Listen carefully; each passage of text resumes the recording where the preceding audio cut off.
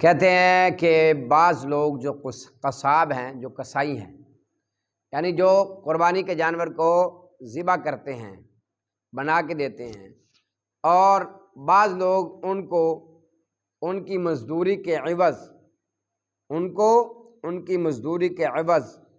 ان کو جانور کی کھال ہی دے دیتے ہیں۔ کہتے ہیں کیا مزدوری کے عوض میں کھال دینا جائز ہے یا نہیں؟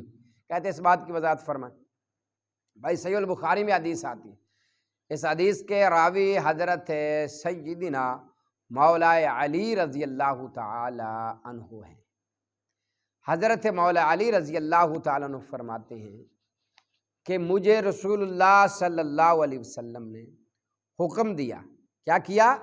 نبی پاک صلی اللہ علیہ وآلہ وسلم نے مجھے حکم دیا۔ آپ نے حکمن فرمایا حضرت مولا علی رضی اللہ تعالیٰ عنہ کو۔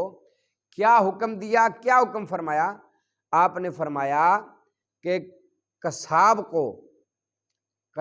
کو جو قصائی ہے، جو ذبح کرنے والا، فرمایا قصاب کو جانور اس کے مزدوری کے عوض میں قربانی کی کھال نہیں دینی۔